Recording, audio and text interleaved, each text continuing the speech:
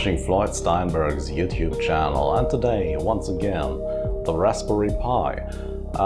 Today I'm going to use this as a sample-based synthesizer or ROMpler, and before I can do that I have to get this to work. This is a standard USB audio interface, around $10 for this one. And in the last video I failed to get this to work, but in the meantime I found a solution for this problem, so let's jump straight into this.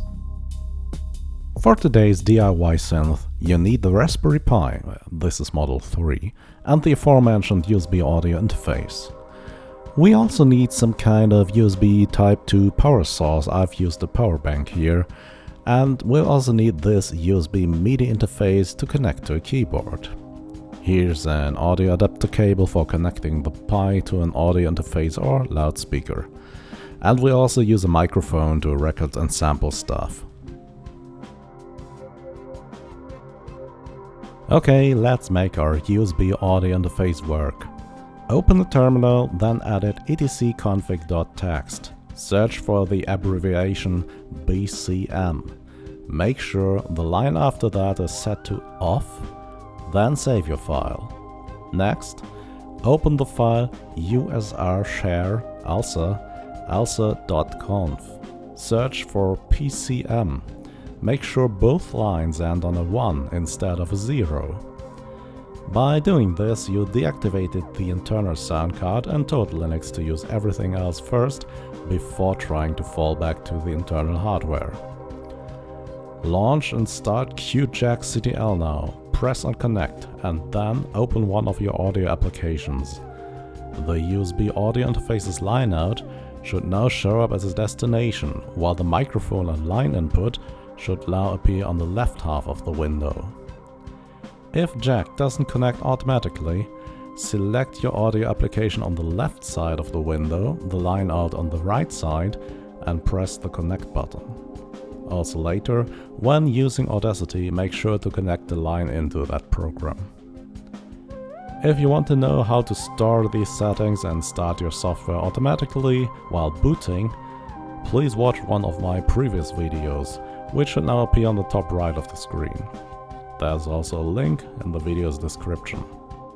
Yeah, and with that out of the way, we can now install some applications to use samples and record sounds on the Raspberry Pi. In the Debian repository there was no application which can directly sample sounds and play them back. So I resorted to using Audacity for recording and QSYNTH for playing back the samples. And to do so you have to create some sound fonts. There's another application which can be used to create these sound fonts from the samples that you recorded. So let's go. The next step is to press the start button, select preferences and then add remove software. We're going to install 3 programs. Audacity, which is a well-known audio editor, a program named SWAMI or SWAMI, which is an editor for sound fonts, and finally an app named QSYNTH, which is a software synthesizer for sound fonts. You can easily find these apps by entering their names in the search panel. If you want to, searching for sound font will give you the option to install some General MIDI standard sound fonts. Feel free to download those too.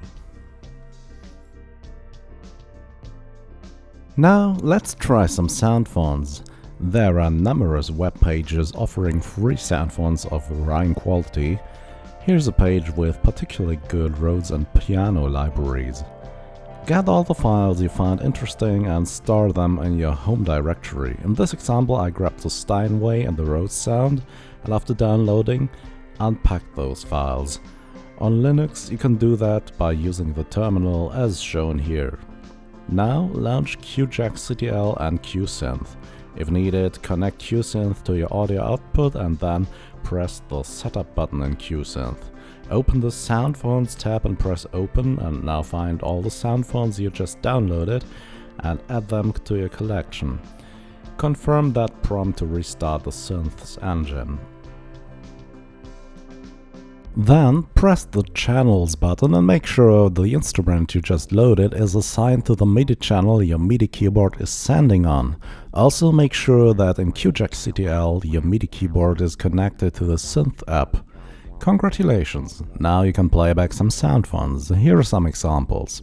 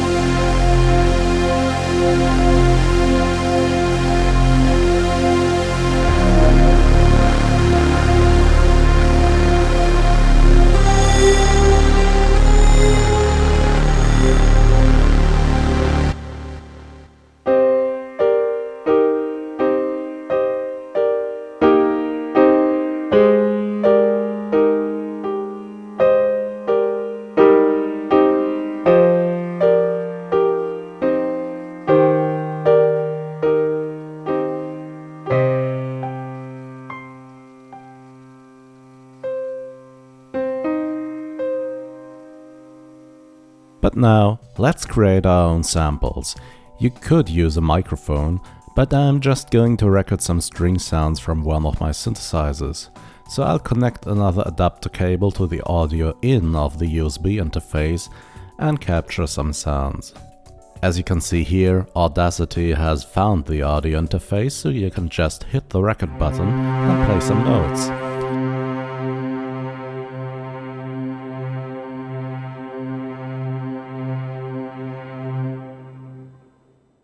Once that is done, I'll apply some noise reduction to my sample, trim it and save it to disk, and then I'll repeat this process for every fifth note on the keyboard, and then start the SWAMI or SWAMI app for making a sound font.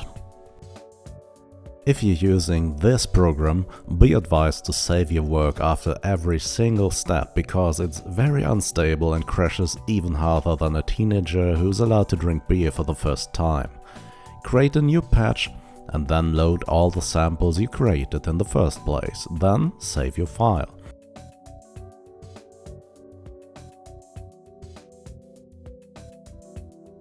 Next, go through the list of all your samples and assign the correct root note, which is the note you played on the keyboard while recording, to each sample.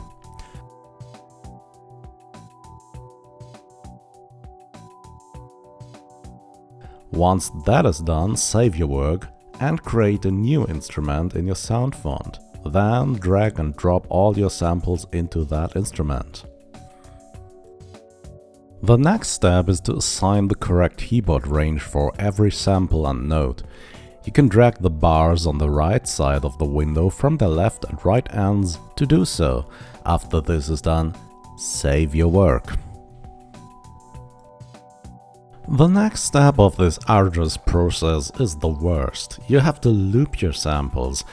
Click on the Sample Editor tab on the bottom right of the window and use the green bar to set up your loop.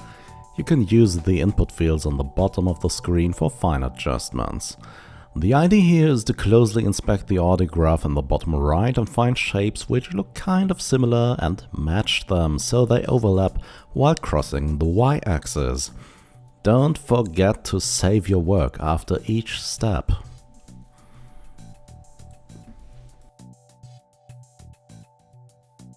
If you survived this step without suffering a stroke, you can now adjust filter and amp envelopes and LFO and stuff to your liking. In this example, I'm just panning the samples and add a bit of release time, which seems more natural for realistic string sounds. The final step is then to create a melodic preset and drag your instrument into it. Now save your sound font and load it into the QSYNTH app and you're done. Here's a short example of how my sound font came out.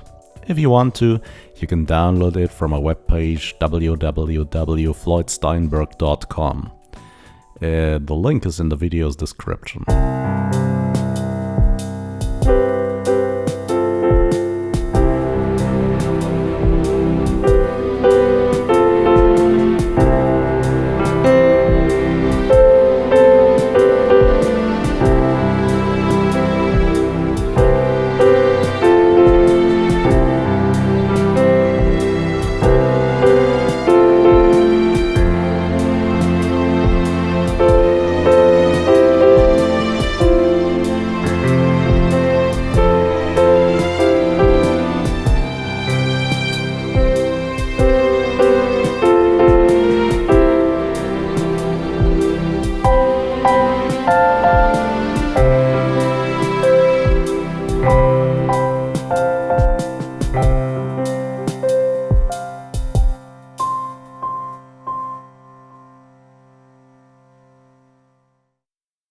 Yeah, and that's it for today. I hope you learned something new and found this interesting, and if you did, please consider subscribing to my YouTube channel. There are other Raspberry Pi and synthesizer related videos on there that you might find interesting, and I have more Raspberry Pi videos coming up. For example, how to use the thing as a USB MIDI host, which is a very cheap option, if you ask me. And yeah, there are other synthesizer related videos coming up in the future. And yeah, as always, thanks for watching and see you next week. Have a good time. Bye bye.